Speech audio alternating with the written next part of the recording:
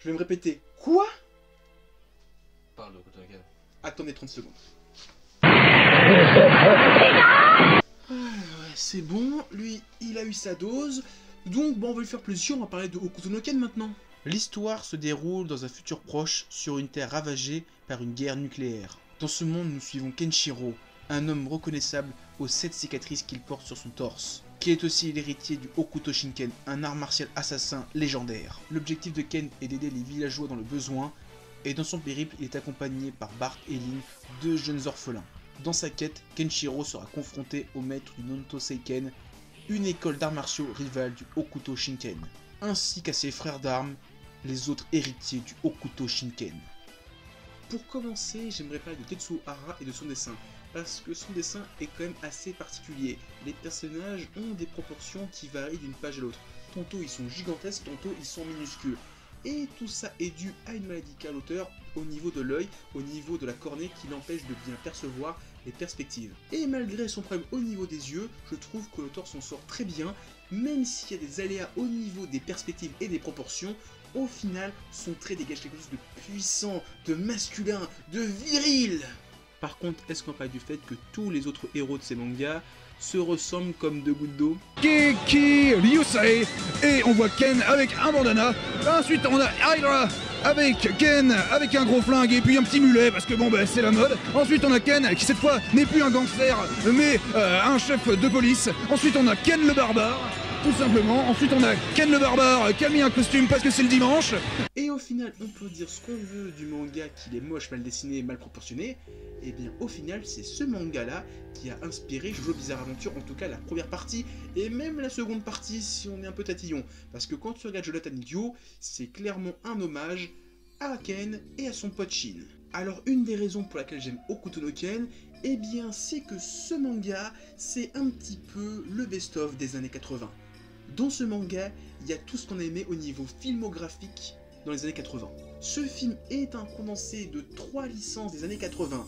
Déjà Mad Max qui a inspiré le look de Kenshiro et l'univers post-apo de l'univers. Stallone, et plus exactement Rocky qui a inspiré la gueule de bad guy de Kenshiro. Et enfin Bruce Lee qui a inspiré la maîtrise des arts martiaux de Kenshiro. Et cette série est un best-of comme je l'ai dit. Et c'est pas une simple parodie qui plagie allègrement tous ces films-là. Ça reprend l'essence, ce qui a fait le succès de chacun de ces films, pour créer quelque chose de meilleur, mais pas juste un truc vaguement copié. C'est vraiment un nouvel univers qui s'inspire de 2-3 autres choses de chacun de ces films.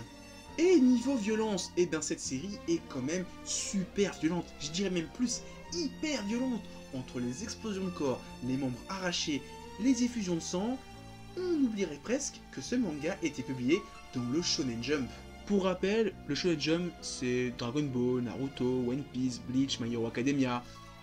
Ouais, ça a beaucoup changé depuis l'époque de Hokuto no Ken. Ah, quand même, à l'époque, dans le Jump, il y avait des sacrées séries. Entre Kenshiro qui démembrait des gens et Ryo Seiba qui avait une trique comme as, il y avait quand même des sacrées séries. Et nous, en France, on a eu une parodie de Hokuto no Ken, culte, mais pas du tout pour les bonnes choses. Ken s'est tellement devenu risible avec la VF que certains pensent à tort que c'est ça la série, que c'est des conneries à gogo. Et ça fait peur de se dire que des gens pensent encore que Hokuto no Ken c'est une série avec des hahaha, je vais te tancher avec mon Hokuto de cuisine. Alors que en VO, c'est pas du tout le même délire, c'est plutôt un monde post-apo à la Mad Max. C'est pas bobo bobo bobo bobo, hein. C'est pas du tout ce délire là. Faut arrêter les gens. Mais c'est pas croyable! Pas un n'a résisté! Je me demande comment je vais m'en sortir moi! Oh viens à mon aide! Oh mon frère Michou! Mais je me dis qu'au final, cette VF est un mal pour un bien, parce qu'avec Ségolène Royal qui avait dans son viseur Ken le survivant, si on avait eu une série avec les bons doublages, les bonnes versions, je pense qu'on n'aurait plus un seul manga en France à cause de Ségolène Royal. Et elle a fait vraiment chier. Oh putain. Ça c'est encore sa faute. Bon, ça tient, c'est en équilibre, mais ça va finir le temps de la vidéo. Et donc maintenant, je vais parler de Kenshiro, le sauveur sanguinaire. Ken, le héros violent. Ken, le héros qui apporte le respect et la discipline. Parce que Kenshiro, beaucoup pensent que c'est un héros sanguinaire qui massacre des gens juste parce qu'ils ont fait le mal. Mais Kenshiro, c'est aussi un héros qui apporte le respect et la discipline martiale discipline martiale dont il est un maître et donc qu'il apporte l'enseignement aux gens. Et donc à travers ses combats et ses affrontements, il nous apporte au final le respect des arts martiaux. Et oui, Ken le survivant, ou Hokuto no Ken, au final, c'est un manga qui nous apporte un petit peu le respect que nous enseignent les arts martiaux comme le karaté, le judo ou le sumo. Et avec le respect, l'autre grand thème de Hokuto no Ken, eh bien c'est l'amour. Ah, tu t'attendais pas à ça, tu t'es dit, ah, monsieur manga, s'il va parler de Hokuto no Ken, il va parler des gros musclés qui font un ta, il ne sait pas encore mais qui est déjà mort, des trucs comme ça. Non, non, non, Hokuto no Ken, les deux grands thèmes majeurs de l'œuvre, c'est le respect et l'amour. Ah, je t'ai magnifié là, tu t'attendais pas à ce que je parle de ça. Eh ben ouais, c'est pas les combats le plus important de Hokuto no Ken, c'est le respect et l'amour. Et vraiment, ce manga transpire l'amour. On s'y attend pas en voyant le truc, mais ça transpire l'amour. Parce que dans Hokuto no Ken, aucun des méchants n'est méchant par plaisir. C'est pas comme Dio-Brando dans Jojo. Dans ce manga, la plupart des méchants, je dis pas tous les méchants, mais en tout cas une bonne partie des méchants, font ça par amour, ou parce qu'ils ont perdu l'amour, ou parce qu'ils n'ont jamais connu l'amour. Mais il y a toujours une histoire d'amour dans les faits que les méchants soient méchants. Et pour donner un exemple, je vais parler d'un personnage, donc à savoir Souther, qui est pour moi l'exemple le plus parlant au niveau de l'amour.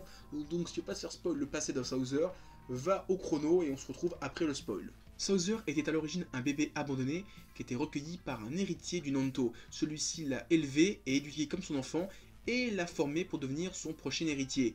Sauf que pour devenir l'héritier de cette école, il faut tuer son propre père.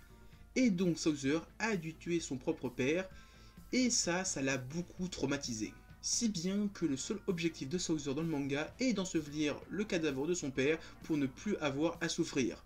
Et donc il fait tout ça par amour. Et les derniers mots de Souther dans le manga, c'est quand il revoit le cadavre de son père et qu'il meurt dans ses bras en disant « Papa ». Si ça c'est pas une preuve d'amour, je n'y comprends rien. Et au final, Souther c'est qu'un exemple parmi tant d'autres, parce qu'il y a plein d'autres personnages dans la série qui vont faire pousser la larme à l'œil parce que leur fin elle est hyper triste et qu'on se dit que finalement, pourquoi ils sont morts et c'était pas si méchant que ça et qu'ils auraient pu devenir des alliés pour Kenshiro. Alors je dis pas que c'est un exemple universel, il y a plein d'autres personnages dans Hokuto no Ken qui sont des gros connards, qui sont juste des connards jusqu'au bout, des méchants jusqu'au bout, qui méritent de mourir. Mais il y en a d'autres qui meurent et franchement on se dit pourquoi ils sont morts, franchement c'est triste. Des fois ça fait pleurer. Et j'ai beaucoup pleuré. Parce que franchement, dans Hokuto no Ken vous allez pleurer. Mais pleurer des larmes de masculinité, de virilité, d'hommes forts et puissants. En conclusion, Hokuto no Ken c'est un manga sur l'amour, l'amitié et la fraternité. Passer la violence des combats et de l'univers, Hokuto no Ken c'est surtout un manga qui parle d'amour, d'amitié, de fraternité et de respect. Des belles choses qu'enseignent les arts martiaux. Kenshiro c'est la voie de la sagesse et de la discipline.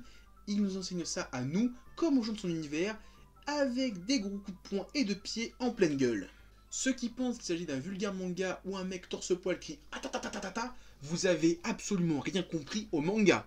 Je suis désolé de vous le dire, mais vous avez rien compris. Et ceux qui pensent qu'il s'agit d'un manga drôle avec des punchlines complètement bizarres, je suis désolé pour vous. Vous avez connu la VF, maintenant il faut lire le manga pour découvrir une vraie œuvre, un vrai manga avec des vrais thèmes et des vraies valeurs. Et voilà, c'est tout ce que j'avais à dire sur Hokuto no Ken. Moi je vous dis à la prochaine.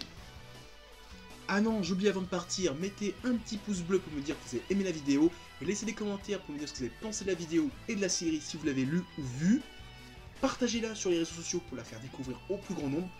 Mon Facebook et mon Twitter sont dans la description, et moi je vous dis à plus, continuez à lire des mangas, à regarder des animas, et à vous éclater en les regardant. Allez, ciao tout le monde. Ken, survivant de l'enfer. Ken, souvent croise le fer. Ken.